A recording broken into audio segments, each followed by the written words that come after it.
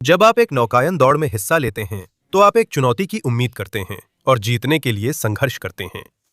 आप ये उम्मीद नहीं करते कि आपको अपनी और अपनी टीम के सदस्यों की जान के लिए लड़ना पड़ेगा।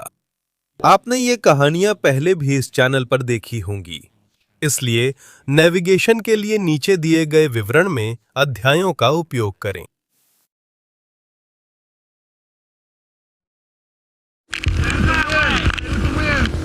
अप्रैल 2015 में अल्बामा में डॉल्फिन आइलैंड सेलिंग रेस के दौरान मोबाइल बे पर एक जबरदस्त तूफान आया। 8 नावें पलट जाती हैं और 6 लोग वापस नहीं लौट पाते। Dolphin Island yacht race Mobile Bay Alabama में हर साल होने वाली सेलिंग प्रतियोगिता है, जिसकी शुरुआत 1920 के दशक में हुई थी। बसंत का यह आयोजन खाड़ी तट की समुद्री संस्कृति का उत्सव है, जिसमें अनुभवी व शौकिया नाविक शामिल होते हैं और स्थानीय लोग तट पर उत्सव मनाते हैं। ये रेस 18 समुद्री मील लंबी होती है, जो अपर बे से शुरू होकर बे के दक्षिण पश्चिमी कोने में डॉल्फिन आइलैंड ब्रिज के पास समाप्त होती है। इस खाड़ी की औसत गहराई 10 फीट है और इसका सतही क्षेत्रफल लगभग 413 वर्ग मील है। यह खाड़ी मेक्सिको की खाड़ी से बैरियर द्वीपों द्वारा सुरक्षित है। इस दौर की मेजबानी बारी बारी से 3 यॉट क्लब करते हैं: बुकेनियर, फेयर होप और मोबाइल यॉट क्लब। 2015 में फेयर होप यॉट क्लब ने 125 नावों और लगभग 475 नाविकों के साथ दौड़ के समन्वय की जिम्मेदारी संभाली। 25 अप्रैल की सुबह मोबाइल बे में हल्की हवा चल रही है, जब नाविक तट तक की दौड़ के लिए तैयारी कर रहे हैं। रॉन गैस्टन और हैना ब्लेलॉक काइला नाम की 16 फुट लंबी कैटामन पर ट्रैपेजिंग का अभ्यास कर रहे हैं। 50 वर्षीय रॉन ने ज्यादातर जिंदगी नौकायन में बिताई है। वह अपनी हार्नेस को कसता है और पानी के ऊपर पीछे की ओर झुक जाता है। हैना 15 साल की है और उसने पहले कभी सेलबोट पर कदम नहीं रखा। वो रॉन की बेटी सारा की सबसे अच्छी दोस्त है। रॉन की हॉबी कैट कई अन्य प्रतिभागियों की नावों की तरह इतनी हल्की है कि उसे हाथ से खींचकर बीच पर लाया जा सकता है। रेस में हिस्सा लेने वाली नावों में रेसिंग के लिए बनी नावें, शानदार समुद्री जहाज जिनके डेक के नीचे सुसज्जित केबिन है, और रॉन की हॉबी कैट जैसी छोटी नावें शामिल है। रेस की नावों की तरह उनके चालक दल भी कौशल और अनुभव में उतने ही विविध हैं। रेस शुरू होने से कई घंटे पहले स्टॉर्म प्रेडिक्शन सेंटर ने गल्फ कोस्ट में गंभीर मौसम की चेतावनी दी है, जिसमें तेज हवाएं, ओले और संभवतः बवंडर शामिल हैं। 50 नॉट से अधिक हवाओं की 15% संभावना है और अधिकांश चेतावनियां 1100 से 1500 के बीच है।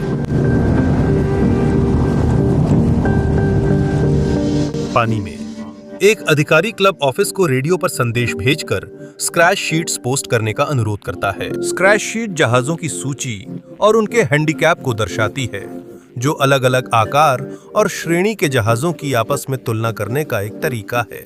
कार्यालय को जो सुनाई देता है वो है, रेस को स्क्रैच कर दो। सुबह 7:57 बजे जब नाविक 09:30 बजे की शुरुआत के लिए खाड़ी में इकट्ठा होते हैं, यॉट क्लब की वेबसाइट एक संदेश देती है: मौसम के कारण रेस रद्द कर दी गई है। मोबाइल में राष्ट्रीय मौसम सेवा एक खतरनाक मौसम का आउटलुक जारी करती है, जिसके बाद 08:08 बजे एक गंभीर पूर्वानुमान जारी होता है, जिसमें पश्चिम से आने वाले गरज के साथ बारिश की चेतावनी दी जाती है। 08:10 बजे वेबसाइट से रद्दीकरण सूचना हटा दी जाती है। हमारे पास पिछली रात यहाँ नोआ से एक व्यक्ति आया था जो हमें मौसम के बारे में जानकारी दे रहा था। अगर आपने मोबाइल बे में नौकायन किया है तो जानते हैं कि यहाँ मौसम पल में बदल सकता है, कभी खूबसूरत, कभी शांत, कभी अचानक तूफानी। Gary Garner, fair hope yacht club के कमोडोर, ने रेस जारी रखने का आदेश दिया। वह बताते हैं कि पहले जारी रद्दीकरण संदेश सिर्फ एक दुर्भाग्यपूर्ण गलती थी। इससे पानी पर भ्रम की स्थिति बनती है। इसी कारण रेस 09:30 से बढ़ाकर 10:30 शुरू होती है।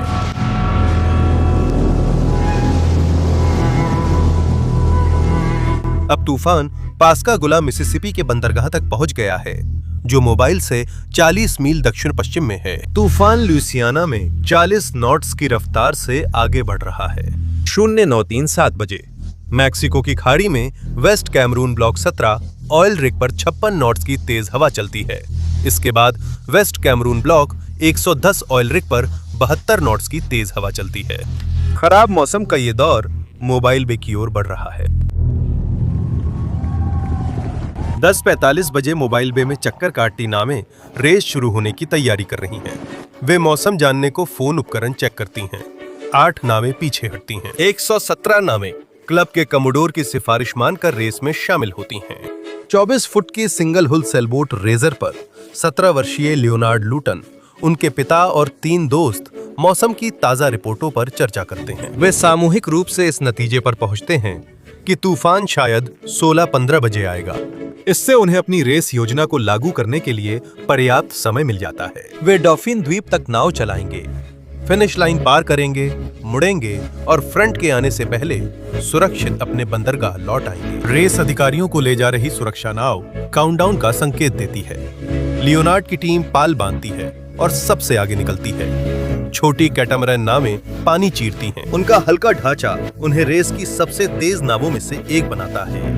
हैना और रॉन काइला नाव में आगे बढ़ते हैं। वे 36 फुट की मोनोहुल सेलबोट विंडनट्स को पार कर जाते हैं, जो रॉन के दोस्त स्कॉट गॉडबोल्ट के नेतृत्व में है। रेस के पहले चरण में हैना और रॉन के भाई शेन गैस्टन से प्रतिस्पर्धा करते हैं, जो एक जैसी कैटामरान चला रहे हैं। रेस के बीच रास्ते में रॉन एक सोची समझी चाल चलता है।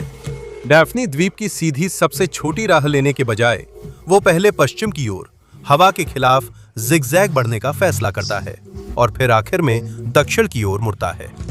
ये रणनीति कारगर साबित होती है। करीब 2 बजे वे फिनिश लाइन को पहले स्थान पर पार करते हैं। रॉन का भाई शेन 1 मिनट बाद लाइन पार करता है। रॉन और शेन दोनों डैफ्नी द्वीप पर नहीं रुकते। लियोनार्ड और उनके दल की तरह वे भी मानते हैं कि मौसम खराब होने से पहले घर पहुंच सकते हैं, इसलिए रवाना हो जाते हैं।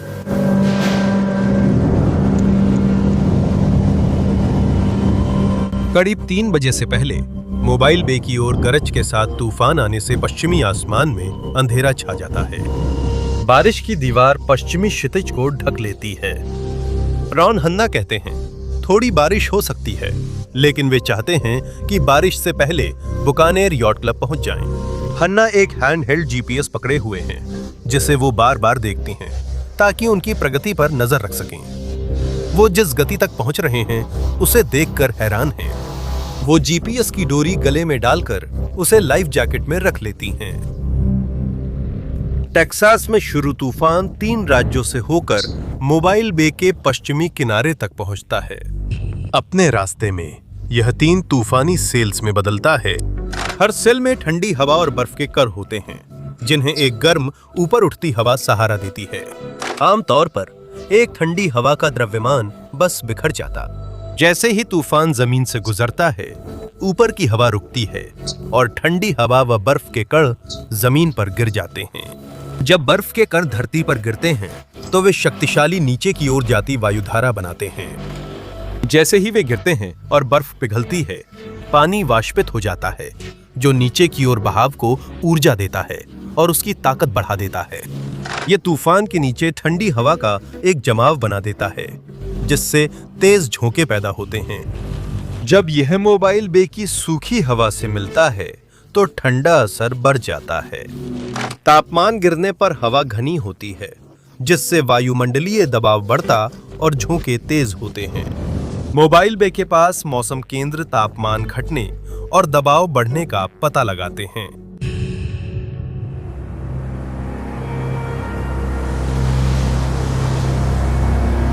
दोपहर 3 बजे के थोड़ी देर बाद चक्रवाती वेग की हवाएं और ऊंची लहरें मोबाइल बे में टकरा जाती हैं। आसमान बिजली से चमकता है, फिर तेज बारिश और तापमान गिर जाता है। जैसे जैसे तूफान तेज होता है, हन्ना को ठंडी हवा का झोंका महसूस होता है और फिर एक पल की शांति को चक्रवाती वेग की हवाएं चकनाचूर कर देती हैं। उनकी नाव काइला पलट जाती है, जिससे हन्ना और रॉन पानी में गिर जाते हैं। रॉन हन्ना और नाव से बंधी एक रस्सी को पकड़ लेता है। हवा उल्टी हुई नाव के ढांचे को पकड़ लेती है और नाव को रॉन और हन्ना से दूर धकेलने लगती है। रॉन रस्सी छोड़ देता है और हन्ना को थाम लेता है। लगभग 30 मील उत्तर में Philip McNamara coast guard duty officer के रूप में अपनी पहली शिफ्ट शुरू करते हैं। आपातकालीन कॉलें लगातार आने लगती हैं। तीसरी कॉल तक साफ हो जाता है कि बड़ा हादसा हो रहा है। कोस्ट गार्ड तुरंत कार्रवाई करता है। अधिकारी घटना के पैमाने को समझने की कोशिश में जुट जाते हैं, जबकि खाड़ी में नाविक जीवित रहने के लिए संघर्ष करते हैं। कई नावें तूफान में फंसती हैं और चालक दल जीवित रहने के लिए संघर्ष करते हैं। कोस्ट गार्ड बचे लोगों की खोज में कई जहाज और विमान भेजता है। जब कोई नाव संकट में होती है और कप्तान मेडे कॉल करता है, तो उस कॉल में विशेष जानकारी होती है। जहाज का नाम, स्थान, आपातकाल की प्रकृति और सवार लोगों की संख्या। ये जानकारी कोस्ट गार्ड को स्पष्ट जिम्मेदारी देती है। एक्स संख्या के लोगों को बचाना है। जब कोस्ट गार्ड रेस आयोजकों से जहाजों और लोगों की सूची मांगता है, तो वह सूची पूरी तरह से मौजूद नहीं होती। यॉट क्लब के पास रेस में भाग लेने वाली नावों की सूची होती है, लेकिन उनके पास चालक दल के सदस्यों की सूची नहीं होती। ये जाने बिना कि कितने लोग या कितने जहाज लापता हैं, उनका काम संभालना काफी मुश्किल हो जाता है। कोस्ट गार्ड अधिकारी लापता लोगों की जानकारी के लिए परिवारों से संपर्क करता है। रॉन और हन्ना लहरों व हवा से संघर्ष कर रहे हैं। रॉन अपने गीले फोन को वाटरप्रूफ केस से निकालता है। हन्ना जीपीएस से निकाले निर्देशांक से बचावकर्ताओं को लोकेशन बता देती है। रॉन के भाई शेन कई बार नाव पलटने के बाद अंततः किनारे पहुंचते हैं। खोज और बचाव अभियान रात में भी चलता है। यॉट रेजर से किशोर लियोनार्ड लूटन और उनकी टीम अभी भी लापता हैं। उन्हें धाराओं में बहाकर समुद्र ले जाया गया है। 25 से 30 अप्रैल के बीच 5 दिनों तक कोस्ट गार्ड ने 7,500 वर्ग मील समुद्र क्षेत्र में 145 बार खोज अभियान चलाया। राहत कर्मी पलटी नाव से दूसरी नाव तक इस उम्मीद में जाते हैं कि कोई जीवित मिले। घंटों पानी में रहने के बाद लियोनार्ड को कोस्ट गार्ड ने बचा लिया। उनके दल का एक सदस्य मृत पाया जाता है और दूसरा कभी बरामद नहीं होता। यॉट क्लब को $7 मिलियन से ज्यादा के दामों का सामना करना पड़ता है। उन्होंने जानकर भी रेस को जारी रहने दिया कि खाड़ी में कभी भी भीषण मौसम आ सकता है। उनके पास रेस में शामिल लोगों की पूरी सूची भी नहीं थी। रेस आयोजकों ने कोस्ट गार्ड के साथ मिलकर क्रू और नावों की जानकारी इकट्ठा करने के तरीके बेहतर किए हैं, लेकिन इससे कप्तान और क्रू मौसम चेतावनियों की अनदेखी के लिए जिम्मेदारी से बरी नहीं होते। 8 नावों ने अपने क्रू की सुरक्षा के लिए रेस से नाम वापस लिया। 8 नावें डूब गई, 40 लोगों को बचाया गया, 6 नाविक मारे गए।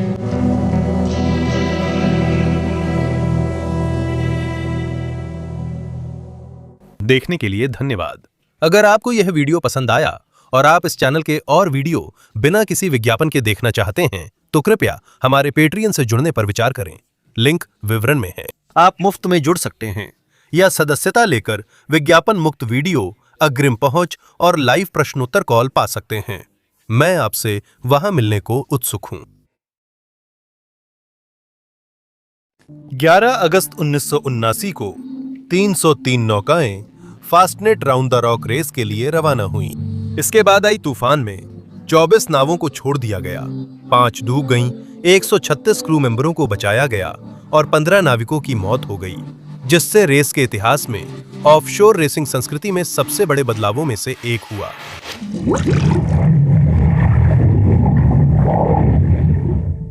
ग्रुमेल्कन 30 फुट की हाफ टन सेलिंग यॉट है, जिसे रॉन हॉलैंड ने डिजाइन और कैंपर एंड निकोलसन ने बनाया है। 1979 की फास्टनेट रेस से पहले 6 लोगों की एक टीम ने फास्टनेट राउंड द रॉक रेस की तैयारी के लिए कई ऑफशोर रेस एक साथ की। वे सभी अनुभवी नाविक हैं और नाव को अच्छी तरह जानते हैं। शनिवार 11 अगस्त को 303 यॉट्स ने स्थिर और हल्के मौसम में यात्रा शुरू की। ग्रुमेल्कन पर कप्तान डेविड शीहन, डेविड के बेटे मैथ्यू जो 17 साल के हैं, Nick Ward, Mike Doyle, Dave Wheeler और जेरी विंग्स हैं। Fastnet round the rock sailing race offshore racing की सबसे पुरानी व प्रतिष्ठित प्रतियोगिताओं में है, जो व्हाइट द्वीप के कॉस से शुरू होती है। यास्टे इंग्लैंड के दक्षिण पश्चिम से केल्टिक सागर की ओर बढ़ती हैं। वे आयरलैंड के केप क्लियर द्वीप के दक्षिण पश्चिम में स्थित फास्टनेट रॉक के चारों ओर घूमती हैं, फिर प्लायमाउथ लौटती हैं। 600 समुद्री मील की यह दौड़ पूरी करने में लगभग 6 दिन लगते हैं। ये कठिन प्रयास नाविक की इच्छा शक्ति और अनुभव की परीक्षा है। 1979 में इस दौड़ को IOR यानी इंटरनेशनल ऑफशोर रूल नामक नियमों के एक सेट द्वारा संचालित किया जाता है। IOR अंकों की एक प्रणाली है जिससे एक यॉट को मापा जाता है। इन मापों को लेने के बाद एक यॉट को हैंडीकैप दिया जाता है। यह हैंडीकैप एक पोत को एक श्रेणी में रखने की अनुमति देता है, जिसका मतलब है कि एक जैसी श्रेणी की यॉट्स एक दूसरे के खिलाफ प्रतिस्पर्धा कर सकती हैं। यह विभिन्न श्रेणियों की यॉट्स को भी हैंडीकैप लागू करके कुछ हद तक समान स्तर पर प्रतिस्पर्धा करने का तरीका देता है। कुछ वर्षों में डिजाइनरों ने अपने डिजाइनों को इस तरह से आगे बढ़ाया कि IOR नियमों के तहत सबसे तेज संभव यॉट्स बनाई जा सकें। IOR कुछ बिंदुओं पर मापा जाता था, जिससे डिजाइनरों को उन्हीं बिंदुओं पर माप को प्राथमिकता देकर यॉट का हैंडीकैप कम करने और बाकी डिजाइन में अधिक स्वतंत्रता लेकर यॉट की गति के लिए अनुकूलन करने का मौका मिला। इसमें और भी बहुत कुछ है, लेकिन मूल रूप से किसी यॉट की गति के दो बड़े पहलू हैं: वाटरलाइन की लंबाई और वाटरलाइन के नीचे का प्रतिरोध। जितनी लंबी वाटरलाइन होती है और वाटरलाइन के नीचे जितना कम प्रतिरोध होता है, यॉट उतनी ही तेज चलती है। एक धीमी नाव छोटी लहर पैदा करती है। नाव की गति बढ़ने पर लहर की लंबाई और ऊंचाई भी बढ़ती है। जैसे ही लहर की लंबाई वाटरलाइन की लंबाई के आधे तक पहुंचती है, नाव को अपनी ही लहर पर चढ़ना पड़ता है। जितनी तेज नाव चलती है, उतनी ही बड़ी लहर बनती है और उसे चढ़ने के लिए और गति चाहिए, जिससे लहर और बढ़ती जाती है। इसका मतलब है कि वाटरलाइन स्पीड लिमिटर की तरह काम करती है। एक वाटरलाइन की लंबाई के अनुपात में एक निश्चित गति हासिल हो जाने पर नाव उससे ज्यादा तेज नहीं जा सकती। इन नियमों के अनुसार ग्रिमाल्डी की स्टर्न से बो तक लंबाई 30 फुट थी। उसकी हैंडीकैप 40 फुट मापी गई, नाव से कम होगी। डिजाइनर बीम की चौड़ाई उस बिंदु पर बढ़ा सकते हैं जिसे मापा नहीं जाता, जिससे वाटरलाइन की लंबाई भी बढ़ सकती है। सिर्फ इतना ही नहीं, वे उसकी कील का आकार पानी के नीचे कम कर सकते हैं ताकि पानी के नीचे उसका घर्षण कम हो जाए। इन डिजाइन सिद्धांतों वाली नौकाएं आमतौर पर चौड़ी और उथली होती हैं। सही हाथों में और सही हालात में ग्रिमाल्डी एक मजबूत दावेदार है। उसके पास एक अनुभवी दल और कप्तान है। मौसम नौकायन के लिए अच्छा है और दौड़ शुरू हो जाती है। 13 अगस्त तक बेड़े सेल्टिक सागर में है। कुछ बड़े और तेज जहाज पहले ही चट्टान के चारों ओर घूम चुके हैं और अपनी वापसी यात्रा पर हैं। मौसम तेज होते ही समुद्र में लहरें उठती हैं। हवा तेज है। कप्तान डेविड शीहान पाल में एक रीफ बांधने का फैसला करते हैं। रीफ मुख्य पाल पर बने हुए कुछ लूप होते हैं। जब हवा तेज हो जाती है तो अगर पाल का ज्यादा हिस्सा हवा के संपर्क में होता है तो सेलिंग यॉट पर काबू पाना मुश्किल हो जाता है। आप पाल को नीचे गिराकर उसके निचले हिस्से को रीफ लूप से बूम से बांध देते हैं। आने वाले घंटों में डेविड पाल के सभी रीफ बांधेंगे, इससे पहले कि वे पाल पूरी तरह नीचे लें। एक दिन पहले डेविड ने रोज की तरह शिपिंग फोरकास्ट सुनने को रेडियो लगाया था। शिपिंग फोरकास्ट एक दैनिक मौसम पूर्वानुमान है जिसे तय समय पर रेडियो पर प्रसारित किया जाता है। सभी जहाज ये फोरकास्ट सुनकर ताजा मौसम जानकारी ले सकते हैं। 1979 में मौसम की जानकारी प्राप्त करने का यही एकमात्र तरीका था, इसलिए फास्टनेट फ्लीट के सभी लोग इसे सुनते थे और वही जानकारी प्राप्त करते थे। फिर रेडियो बंद करके अपनी रोज की नौकायन दिनचर्या जारी रखते थे। प्रसारण में 45 नॉट्स की तेज हवाओं की जानकारी दी जाती है, जिसे कोई भी अनुभवी नाविक मजबूत लेकिन सहनीय मानता। 12 अगस्त को दिन में बाद में मौसम विभाग ने तूफानी हवाओं की चेतावनी जारी की, लेकिन क्योंकि यह नियमित प्रसारण समय के बाहर था, फास्टनेट फ्लीट और डेविड शीहान ने इसे नहीं सुना। इससे भी बढ़कर तूफान के तुरंत बाद एक अत्यंत निम्न दबाव आता है और हवा की दिशा दक्षिण पश्चिम से उत्तर पश्चिम की ओर बदल जाती है। डेविड और उनकी टीम कठिन मौसम के आदी हैं, इसलिए वे ढीली चीजों को सुरक्षित रखते हैं। वे खुद के लिए खाना बनाते हैं और खराब मौसम के लिए तैयार रहते हैं। सभी लोग डेक पर आ जाते हैं और खुद को नाव से जोड़ लेते हैं, जिसमें एक टेथर होता है जो उनके हार्नेस और नाव दोनों से क्लिप किया जाता है। तेज हवा ने पहले ही काफी ऊंची लहरें बना दी हैं। जब हवा की दिशा बदलती है और उसकी गति बढ़ जाती है तो इससे दो तरह की लहरें एक दूसरे से टकराने के रास्ते पर आ जाती हैं। इसका परिणाम यह होता है कि छोटी, तीखी, ऊंची लहरें अलग अलग दिशाओं से टकराकर और ऊंची हो जाती हैं। समुद्र की हालत घंटों बिगड़ती है जब तक नाव वो सबसे डरावना काम नहीं कर देती जो नाविक झेल सकता है। जैसे ही ग्रुमेल्कन एक लहर से नीचे उतरती है, उसकी नाक यानी नाव का अगला हिस्सा उसके सामने वाली लहर की घाटी में धंस जाता है और उसकी पिछाड़ी यानी नाव का पिछला हिस्सा उसकी नाक के ऊपर से पलट जाता है। इसे पिछहोल कहा जाता है और ये ग्रुमेल्कन के लिए कई में से पहला है। हवा एक दिशा से आने पर ग्रुमेल्कन संभाल सकती थी, लेकिन दिशा बदलते ही समीकरण में नई ताकत जुड़ गई। जब एक लहर पानी की धारा की दिशा में ही चलती है तो परिणाम स्वरूप दो ताकतें एक ही दिशा में चलती हैं। हवा से बनी लहर पानी के ऊपर लुढ़कती है। एक पाल वाली नाव इसे एक उठती हुई लहर की तरह महसूस करेगी, लेकिन ये कोई टूटती हुई लहर नहीं होगी। लहर ऊंची हो सकती है, पर जरूरी नहीं कि वो वैसे टूटे जैसे किनारे से टकराकर लहर टूटती है।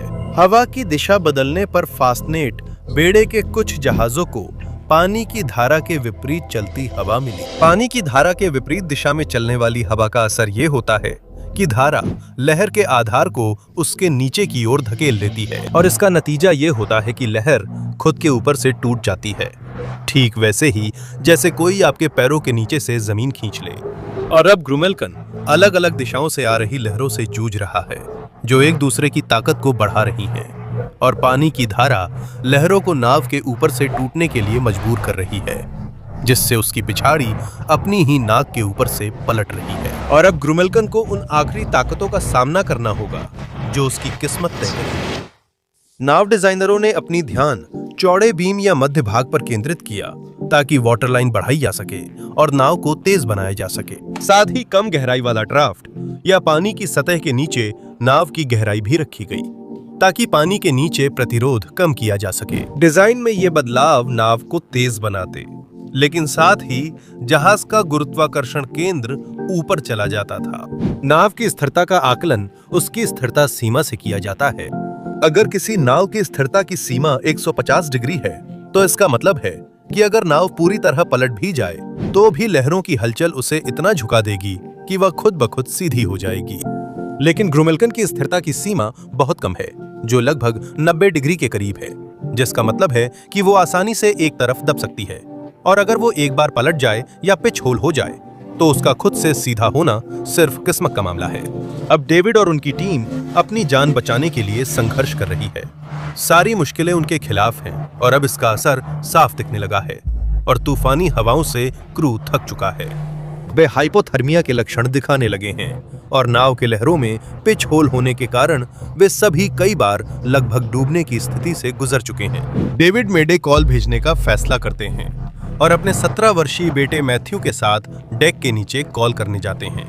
निक, माइक, डेव और जेरी डेक पर रहते हैं। वे लाइफ राफ्ट कॉकपिट में लाते हैं। कॉकपिट वह जगह है जहां स्टीयरिंग व्हील और नाविक होते हैं। वे लाइफ राफ्ट लॉन्च नहीं करते, बस जरूरत पर तुरंत लॉन्च के लिए तैयार रखते हैं। डेक के नीचे डेविड मेडे कॉल करता है, फिर वो और मैथ्यू एक और नॉकडाउन के लिए तैयार होते हैं। नाव में बना स्टोरेज पूरी तरह उल्टी हुई नाव के लिए नहीं बना है, इसलिए केबिन में सामान बिखरा हुआ है।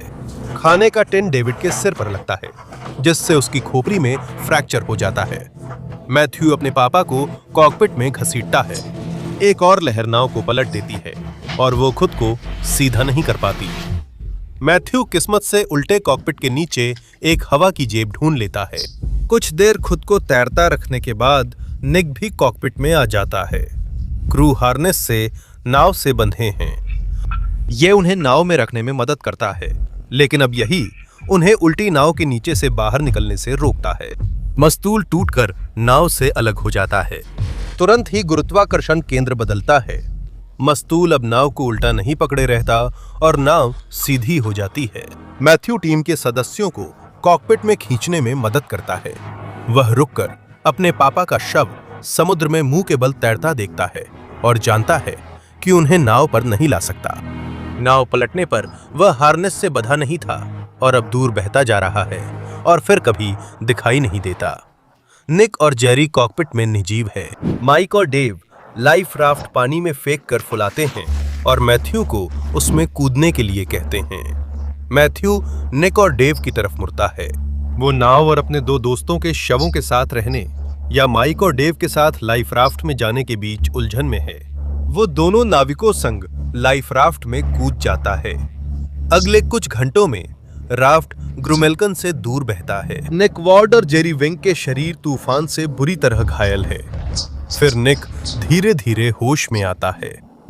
वो ग्रुमेल्कन पर जीवन के संकेत तलाशता है, पर वहां सिर्फ वो और जेरी हैं। निक अपनी किताब लेफ्ट फॉर डेड में लिखते हैं कि जब वे होश में आए तब जेरी जिंदा थे। नीचे किताब का लिंक रहेगा। ये फास्टनेट 69 आपदा पर पढ़ी गई बेहतरीन वृत्तांतों में से है। जब खोजी हेलीकॉप्टर ग्रुमेल्कन को ढूंढता है, जेरी तब तक मर चुके होते हैं। आने वाले वर्षों में ऑफशोर रेसिंग की संस्कृति बदल गई। IOR माप नियम एक पोत की ऑफशोर रेसिंग के लिए तैयारियों के अधिक समग्र दृष्टिकोण में विकसित हो गया। IMS या इंटरनेशनल मेजरमेंट सिस्टम ने अंततः IOR की जगह ले ली। IMS रेस में प्रवेश के लिए एक व्यापक दृष्टिकोण अपनाता है, जिसमें नाव पर मौजूद आपातकालीन सिस्टम, टीम द्वारा पहले क्वालिफाइंग रेस पूरी करना और पोत की स्थिरता की सीमा शामिल है। अब कप्तान ज्यादा तैयार रहते हैं रेस रद्द या टालने के लिए अगर मौसम बेहद खराब होने की संभावना हो। कई बाद की रेसों में कप्तानों ने रेस शुरू होने के बाद उसे छोड़ने और जब भीषण मौसम आता दिखा तो सबसे नजदीकी बंदरगाह पर शरण लेने का विकल्प चुना। क्रू अब साधारण चीजों में भी सुरक्षा को लेकर ज्यादा सतर्क है, जैसे नाव के किट की बजाय खुद का लाइफ जैकेट और हार्नेस लेना। आप ये जरूरी नहीं कह सकते कि ये सारी चीजें सीधे तौर पर फास्टनेट की वजह से हुई, लेकिन इसमें इसका योगदान जरूर था। समुद्र में जाना हमेशा एक खतरनाक काम रहेगा, लेकिन अगर आप फास्टनेट 69 की त्रासदी की तुलना सिडनी से होबार्ट 98 की त्रासदी से करें, जिसमें लगभग वैसा ही, अगर उससे भी बुरा तूफान आया था, तो आप कुछ अंतर देख सकते हैं। सिडनी से होबार्ट 98 रेस में केवल 18% नावें 90 डिग्री तक झुक गई थीं, जबकि फास्टनेट 69 की त्रासदी में यह आंकड़ा 48% था और केवल 3% नावें पूरी तरह से उलट रही थीं, जबकि फास्टनेट में यह आंकड़ा 18% था। बिल्कुल, आप किसी तूफान या रेस की सीधी तुलना नहीं कर सकते। यात्रा पर जाते समय जरूरी है कि आप अपने जहाज की सीमाएं समझें और हर परिस्थिति के लिए तैयार रहें। स्रोतों के लिंक मैं विवरण में दूंगा।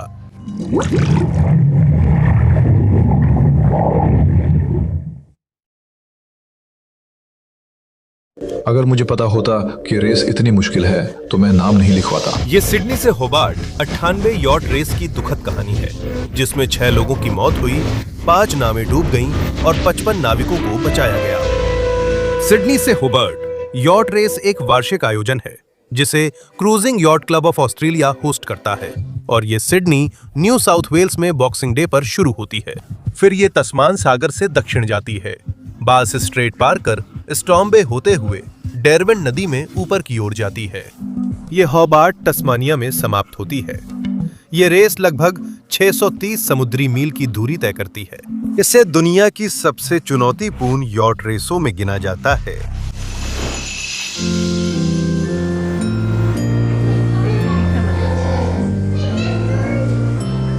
दिसंबर 1998 में विक्टोरिया के पुलिसकर्मी गैरी शिफर अपनी पत्नी जान और बेटों क्लिंटन जस्टिन के साथ क्रिसमस मनाते हैं। वे क्रिसमस ट्री के नीचे उपहार खोलते हैं और परिवार संग दोपहर का भोजन करते हैं। अगले दिन जश्न खत्म हो जाते हैं।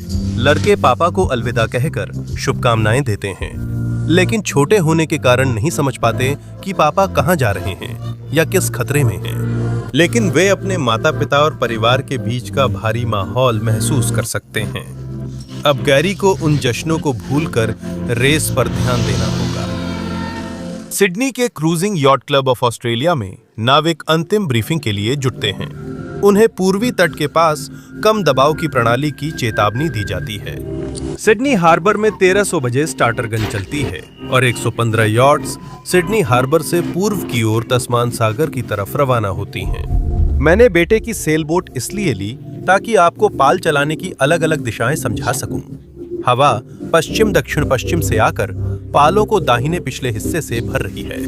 हवा यॉट्स को पीछे और दाईं ओर से आगे धकेलती है। इसलिए वे पाल बाहर छोड़ते हैं ताकि हवा पकड़ सकें। जब हवा पीछे से चल रही होती है या पीछे से आ रही होती है तो ये सेलिंग का काफी आरामदायक पॉइंट होता है।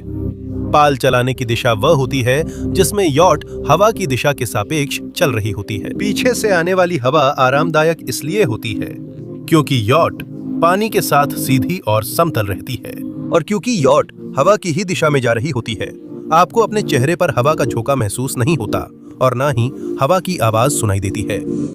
1998 में लैरी एलिसन ओरेकल के मुख्य तकनीकी अधिकारी और बहुसंख्यक शेयरधारक थे। उन्होंने 25 साल की उम्र में पहली यॉट खरीदी और तब से दुनिया की लगभग सभी बड़ी सेलिंग प्रतियोगिताओं में भाग लिया है। 90 के दशक में एलिसन ने अपनी 78 फुट लंबी यॉट सायोनारा पर 5 मैक्सी वर्ल्ड चैंपियनशिप्स जीती। अब एलिसन सिडनी से सायोनारा यॉट चलाते हैं और स्टारबोर्ड की ओर मुड़कर तट के साथ दक्षिण की ओर तस्मान सागर से होते हुए बास जलडमरू मध्य की तरफ बढ़ते हैं। जैसे ही वे दक्षिण मुड़ते हैं, पाल चलाने की स्थिति बदल जाती है। हवा लगभग पश्चिम से आती है। ये यॉट की बगल से टकरा रही है, यानी हवा सीधे साइड से आ रही है, न आगे से न पीछे से।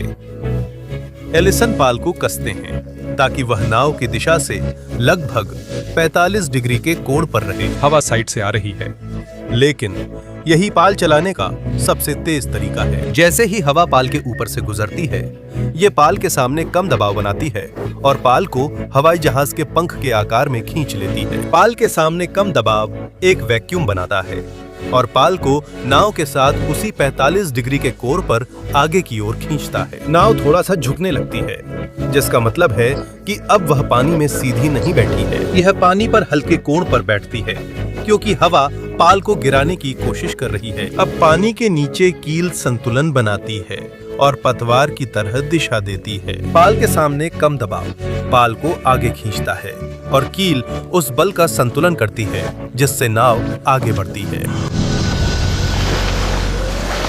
जैसे जैसे हवा तेज होती है और आसमान अंधेरा होता है, सायोनारा 21 नॉट से भी ज्यादा 25 मील प्रति घंटा की रफ्तार से चल रही है। अधिकांश सेलिंग यॉट्स औसतन 5 नॉट्स की रफ्तार से चलती हैं। तूफान के कारण कम दबाव बन रहा है। यही वही तूफान है जिसके लिए उन्होंने तैयारी की थी। 27 तारीख की सुबह 1:00 बजे एलिसन के नेविगेटर ने उनकी स्थिति का पता लगाया और एलिसन को बताया कि रेस शुरू होने के 12 घंटे बाद वे रेस के रिकॉर्ड होल्डर से दुगुने से भी ज्यादा तेज आगे बढ़ रहे हैं। एलिसन कहते हैं, हमें इतनी तेज नहीं चलना चाहिए था। बस सोचते हैं, क्या छोटी नौकाएं तेज हवाओं को संभाल पाएंगी? रेस के नियम उन्हें ये बताने से रोकते हैं कि दक्षिण में हवाएं कितनी तेज हैं। मौसम की जानकारी साझा करने से बाकी बेड़े को फायदा मिल सकता है, या फिर कोई नौका झूठी जानकारी देकर खुद को फायदा पहुंचा सकती है। इसलिए नौकाओं को मौसम या समुद्र की स्थिति साझा करने की अनुमति नहीं है। अक्सर कम दबाव की प्रणालियां या शीत मोर्चे ऑस्ट्रेलिया के दक्षिण में फैलती हैं और जल्दी समाप्त हो जाती हैं या आगे बढ़ जाती हैं। नाविक अक्सर इन मौसम प्रणालियों का सामना करते हैं, जो असुविधाजनक होने पर भी रोमांचक दौड़ के लिए जरूरी हवा देती हैं। रेस ब्रीफिंग में खराब मौसम की चेतावनी दी गई है और बास स्ट्रेट में प्रवेश कर रहे दल कठिन सफर के लिए मन बना चुके हैं। स्वॉर्ड ऑफ ओरायन भी बास स्ट्रेट में प्रवेश कर रही है। इसका नेतृत्व ब्रिटिश ओलंपियन नाविक ग्लेन चार्ल्स कर रहे हैं। चार्ल्स पहले ही 1996 के अटलांटा ओलंपिक में भाग ले चुके हैं और 6.9 मीटर की 2 लोगों वाली नौका के साथ 2000 के सिडनी ओलंपिक में प्रवेश की तैयारी कर रहे हैं। वह महसूस कर सकते हैं कि कम दबाव का सिस्टम तेज हो रहा है। हालांकि रेस में शामिल नौकाओं को पता है कि एक कम दबाव का सिस्टम बन रहा है, लेकिन मौसम विभाग समुद्र की स्थिति के बारे में कोई विशिष्ट और मापने योग्य जानकारी नहीं देता। एलिसन और चार्ल्स जानते हैं कि खराब मौसम आएगा, लेकिन मौसम विभाग हवा की गति या लहरों की ऊंचाई नहीं बताता। जब वे तस्मान सागर से होते हुए दक्षिण की ओर नौकायन करते हैं, तो जमीन उन्हें हवा से बचाती है, जो एक अवरोधक की तरह काम करती है और हवा को उनके पास पहुंचने से पहले धीमा कर देती है। एलिसन और चार्ल्स नहीं जानते कि वे एक ईस्ट कोस्ट लो की ओर जा रहे हैं। हर साल सिडनी टू होबार्ट रेस करने वाले अधिकांश नाविकों द्वारा अनुभव की जाने वाली बार बार आने वाली ठंडी मौसम प्रणालियों के विपरीत यह ईस्ट कोस्ट लो पूरी तरह से अलग तरीके से बनता है। ठंडी ध्रुवीय हवा का बड़ा बुलबुला धीरे धीरे उत्तर बढ़ रहा है। दक्षिणी ऑस्ट्रेलिया पहुंचने पर गर्म भूमि इसे लौटाती है, जिससे ठंडी हवा ऊपरी गोलार्ध में जाती है। ठंडी हवा का एक बड़ा भाग अलग होकर धीरे धीरे ऑस्ट्रेलिया के ऊपर बहता है, जिससे अत्यधिक निम्न दबाव बनता है, जो जल्दी खत्म नहीं होता। साथ ही भूमध्य रेखा से दक्षिण आई गर्म हवा की उच्च दबाव प्रणाली भी है, जो निम्न दबाव प्रणाली से पहले है। बैस स्ट्रेट में मौसम एक धीमी गति से चलने वाले अत्यधिक निम्न दबाव और एक अत्यधिक उच्च दबाव के टकराव का परिणाम है। यह जल्दी शांत नहीं होता, जिससे समुद्र और उग्र हो जाता है। ऑस्ट्रेलिया के दक्षिणी किनारे पर पश्चिम से पूर्व बहने वाली सतही धारा उत्तर पूर्व दिशा की हवा और लहरों के साथ चलती है। विल्सन की प्रोमोन्ट्री के आसपास हवा की गति 90 नॉट्स तक पहुंच गई और लहरों की ऊंचाई लगभग 30 मीटर आंकी गई। 115 नौकाओं के बेड़े अब 3 बड़े समूहों में बंटने लगे हैं। अग्रणी नौकाएं 27 तारीख की शुरुआती घंटों में बास स्ट्रेट में प्रवेश करना शुरू करते हैं। स्ट्रेट से गुजरने वाली हवा को भूमि नहीं रोकती है। जैसे ही आगे के नाविक स्ट्रेट में आते हैं, वे जमीन की आड़ छोड़ देते हैं और कुछ ही मिनटों में हवा 30-40 से बढ़कर 60 नॉट्स हो जाती है। लहरें और हवा यॉट्स को साइड से टकराती हैं, जिससे वे लुढ़कती हैं और हवा नीचे गिरा देती है। बास स्ट्रेट में हवा और लहरें दोनों एक ही दिशा से आ रही हैं। यॉट्स पहले से ही बीम की दिशा से आती हवा में झुकी हुई हैं। अब वे लहरों की ढलान पर भी खतरनाक तरीके से लुढ़क रही हैं। यॉट स्वॉर्ड ऑफ ओरायन बास स्ट्रेट में है। ग्लेन चार्ल्स पतवार संभाल रहे हैं। हवाएं 80 से 90 नॉट तक पहुंच रही हैं। यॉट एक से अधिक बार लगभग अपनी करवट पर आ चुकी है। ग्लेन जानते हैं कि उन्हें बेड़े को बताना जरूरी है। रेडियो कॉल करने पर वे जिंदा निकलने पर अयोग्य माने जाएंगे। उनकी गर्लफ्रेंड एनी भी नाविक हैं। क्या वो कॉल करेगी? ग्लेन इंग्लैंड में मां और बहन के बारे में सोचता है। नाविक को जानना चाहिए कि वह समुद्र की हर चुनौती का सामना कर सकता है। अगर वे रेडियो कॉल करते हैं तो वे हार मानते हैं। बाकी बेड़े को चेतावनी देने का मतलब है कि आपको हार मानने की शर्म झेलनी पड़ेगी। सबसे बुरी हालत में आपको अपनी नश्वरता माननी पड़ती है। फिर भी आपको ये जानकर सब सहना है कि आप पहले ही हार चुके हैं।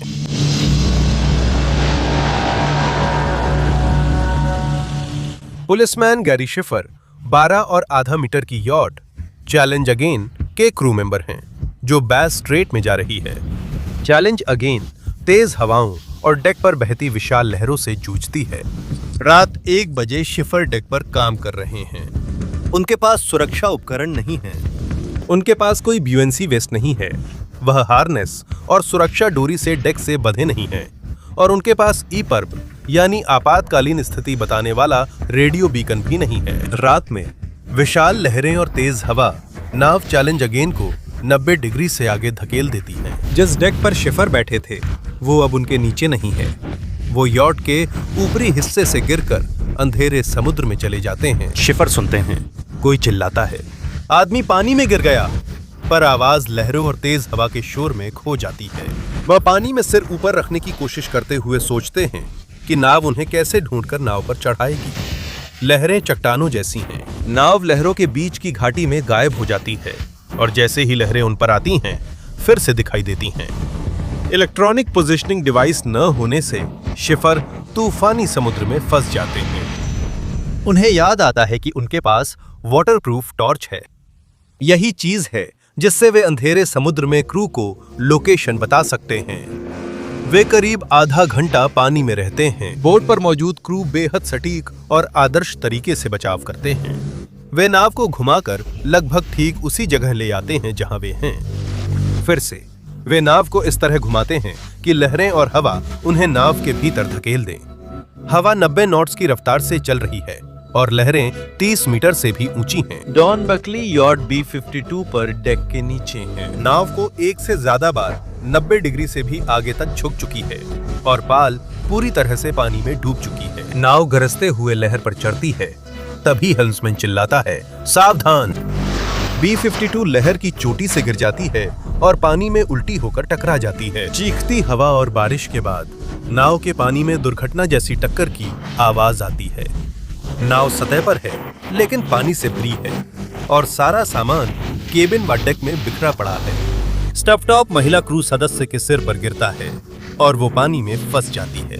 एक आदमी का सिर स्टीयरिंग व्हील में फंस जाता है। डॉन सेफ्टी हार्नेस खोलकर पानी में कूदता है और नाव से 40 मीटर दूर पहुंच जाता है। सौभाग्य से वह तैरकर लौट आता है और नाव पर चढ़ जाता है। स्वॉर्ड ऑफ ओरायन पर क्रू जान बचाने के लिए जूझ रहा है और कोर्स के नियम तोड़कर बेड़े को मौसम की सूचना देता है। उन्हें मालूम है दौड़ खत्म हो गई है। एंटीपोर्ट सिडनी पर जेफ हिल और बाकी बेड़े ने बास स्ट्रेट में प्रवेश नहीं किया, लेकिन पहले ही गंभीर हालात झेल रहे हैं। जेफ रेडियो कॉल सुनते हैं। 27 दिसंबर को शाम 5 बजे ऑस्ट्रेलियाई अधिकारियों ने एक सामान्य मेडे संदेश जारी किया। जेफ दक्षिण की ओर नौकायन जारी रखते हैं। उन्होंने और उनके दल ने इस रेस में बहुत समय और पैसा लगाया है। वो जानते हैं कि कुछ साथियों के लिए ये जीवन में एक बार का मौका है। अगर वे रिटायर होते हैं तो घर लौटकर सोचेंगे क्या वे इसे कर सकते थे। अगर वे बास जलडमरू मध्य में आगे बढ़ते हैं तो उसे चिंता होती है कि क्या वे जिंदा घर लौट पाएंगे। अगर उसके साथियों को कुछ हो गया तो वो उनकी पत्नियों और बच्चों का सामना कभी नहीं कर पाएगा। वो रेस से रिटायर होने का फैसला करते हैं और ईडन के सबसे नजदीकी सुरक्षित बंदरगाह के लिए रास्ता तय करते हैं। 39 अन्य नौकाएं उनका पीछा करती हैं। वे जानते हैं कि अपनी जान गंवाने की कीमत उस मूर्खतापूर्ण गर्व से कहीं ज्यादा है जिसमें वे खुद को पहले से भी ज्यादा खतरे में डाल दें। लेकिन ग्लेन चार्ल्स, लैरी एलिसन और गैरी शिफर अब भी बास जलडमरू मध्य में जान की जंग लड़ रहे हैं। यास्ट विंस्टन चर्चिल एक लहर से गिरकर बुरी तरह एक ओर झुक जाती है। 9 क्रू मेंबर लाइफ राफ्ट तैयार करने दौड़ते हैं क्योंकि यास्ट में पानी भरता है।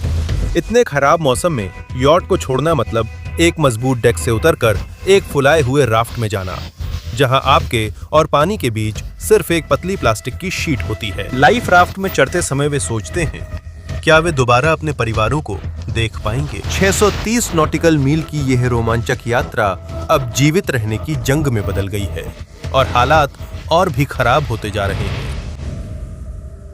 ईडन के कोस्टल पेट्रोल स्वयंसेवक 24 घंटे रेडियो के जरिए बचाव कार्यों का समन्वय करते हैं। 35 सैन्य और नागरिक विमान और 27 रॉयल ऑस्ट्रेलियाई नौसेना के जहाज बचाव अभियान में शामिल होते हैं। पूर्व British Olympian Glenn Charles sort of a line नाव से समुद्र में बह जाते हैं, डूब जाते हैं और उनका शव कभी नहीं मिलता। उनकी मां और बहन उन्हें दफनाने में असमर्थ हैं। यॉट विंस्टन चर्चिल पर टीम अपने लाइफ राफ्ट्स में सवार हो जाती है। उन लाइफ राफ्ट्स में से एक लहरों में पलटकर फट जाता है। तीनों क्रू सदस्य डूब जाते हैं। बिजनेस पोस्ट नाइट का मस्तूल टूटता है और वह लहरों में लुढ़कती है। स्किपर को दिल का दौरा पड़ता है और एक क्रू सदस्य घातक रूप से घायल होता है। समुद्र में गिरने और बचने के बाद गैरी शेपर्ड फिर चैलेंज नाव से 24वें स्थान पर फिनिश लाइन पार करता है। उनकी पत्नी और बेटे एक और क्रिसमस उनके साथ बिता पाते हैं। सिडनी से होबार्ट 98 यॉट रेस ऑस्ट्रेलिया का सबसे बड़ा शांतिकालीन बचाव अभियान था, जिसमें करीब 1000 बचावकर्मी शामिल थे। 55 नाविक जहाजों और हेलीकॉप्टरों से यॉट्स से बचाए गए। रेस में 115 यॉट्स शुरू होती हैं, जिनमें से 5 डूब जाती हैं, 7 छोड़ दी जाती हैं और 59 ईडन में रेस से हट जाती हैं। कई परेशानियों के बाद भी 44 यॉट्स फिनिश लाइन तक पहुंची। लैरी एलिसन अपनी यॉट सायोनारा पर सबसे पहले लाइन पार करते हैं, लगभग सुबह 8 बजे 29 दिसंबर को। लेकिन कोई विजय उत्सव नहीं मनाया जाता। 44वीं और अंतिम यॉट मिस्टी 2 दिन बाद होबार्ट में 31 दिसंबर को फिनिश लाइन पार करती है। सिडनी से होबार्ट 98 की त्रासदी ने यॉट रेसिंग का चेहरा हमेशा के लिए बदल दिया। तब से उपकरणों में सुधार हुआ है। बेहतर लाइफ जैकेट्स, बेहतर हार्नेस, व्यक्तिगत EPIRB, बेहतर शिक्षा और प्रशिक्षण, बेहतर मौसम डेटा, मौसम सेवाओं और रेस आयोजकों के बीच समन्वय में भी सुधार हुआ है, ताकि विशेष लहरों की ऊंचाई और हवा की गति के बारे में विस्तृत जानकारी दी जा सके। और नियम भी बदल गए हैं। अब यॉट्स को 40 नॉट से अधिक तेज हवाओं की जानकारी पूरे बेड़े को देनी होगी। गैरी शेपर्ड ने 2010 तक समुद्र सुरक्षा के लिए जागरूकता फैलाते और नौकायन करते हुए काम किया, जब तक उनका निधन नहीं हुआ। 30 दिसंबर को रेस शुरू होने के सिर्फ 4 दिन बाद कॉन्स्टिट्यूशन डॉक पर 6 मृत नाविकों की याद में एक सार्वजनिक स्मृति सभा आयोजित की गई। ऑस्ट्रेलिया के क्रूजिंग यॉट क्लब के कमोडोर ह्यूगो वैन क्रेट्समार, जिन्होंने रेस आयोजित की थी, एक बयान पढ़ते हैं। Mike Bannister, John Dean, Jim Law, Glenn Charles, Bruce Guy, Phil Skiggs। आपकी ये अनंत यात्रा जिस पर अब आप निकल चुके हैं, शांत समुद्र और हल्की हवाओं का आशीर्वाद मिले। काश आपको कभी रात में हेड सेल तक पहुंचना या उसे बदलना ना पड़े। काश आपका बंक हमेशा गर्म और सूखा रहे।